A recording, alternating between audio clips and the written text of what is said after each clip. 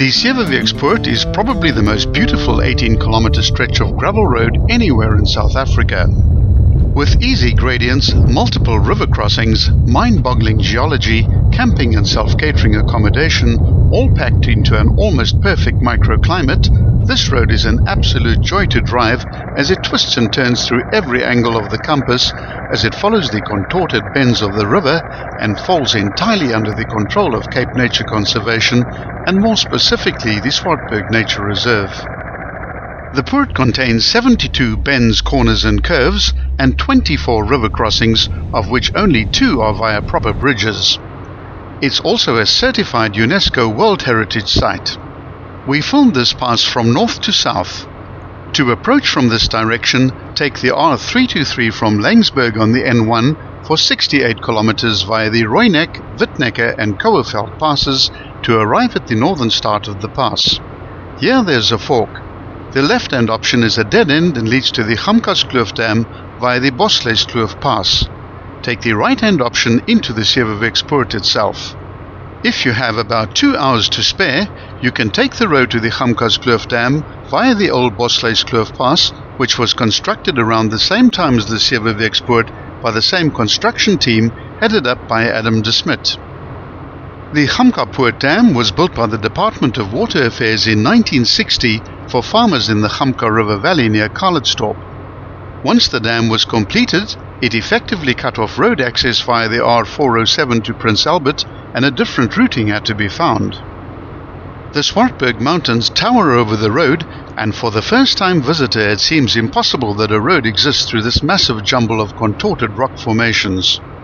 Poorts normally exhibit small altitude variances, but this one has a height difference of 479 meters, which is more than many major passes in South Africa. Due to its long length of 17.7 kilometers, one hardly feels the gradient changing, and for cyclists the Poort is a joy to ride from north to south. Here you'll experience rugged and wild scenery as the slopes and spurs of the mountains leave a narrow space just wide enough for the stream to find a passage, while precipices of naked and contorted rock tower overhead, blocking out the sun like a natural bastion on either side. The Poort also provides a considerable shortcut to travellers wanting to go to Ladysmith or Calitzdorp from Langsberg or Sutherland. The route is designated officially as the R323, but the road's administrative number is the P0309. The surface is gravel throughout, which is generally maintained in a good condition, and although the road does suffer frequent damage after heavy rain, it is mostly suitable for all traffic. Besides the exquisite Seweweeks Poort itself, you'll also be able to enjoy the Rooinek Pass, the Witnecker Pass and the Kouweveld Pass on the way from Langsberg before you reach the Poort from the north. All of them are close to the Swartberg Nature Reserve or the Seweweeks Nature Reserve. It's a beautiful drive, especially in winter and spring, with a vast variety of mountain scenery to enjoy. There's an array of stories as to where the Poort got its name from, most of which are folklore.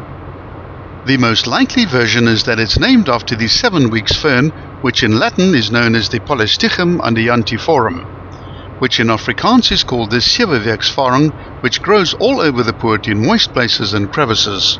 This is the officially accepted version. Other more fanciful interpretations are that the Poort was originally named after one of the Amelinstein missionaries, a Dr. Zerwick, and that the locals could not quite pronounce his name correctly, and it changed naturally from Zerwick to Seweweek. Research has proven that no Dr. Zerwick ever served at Amelinstein. Another story is that it is said to have taken 7 weeks for the brandy smugglers to get their wares from Beaufort West to Ladysmith via the Poort. Yet another story insists that it took 7 weeks for the authorities to capture a cattle rustler who had disappeared into the kloof. All of these stories conjure imagery of a bygone era, and they all add to the magic of the Poort. Throughout the length of the Poort, travellers are treated to the magnificent vertical and contorted rock strata which reflect extreme volcanic eruptions millions of years ago when the Swartberg Mountains were formed. These rock formations are all part of the Cape Fold mountain system. This video ends at the 7.7 kilometer mark at the entrance to the Aristata guest farm.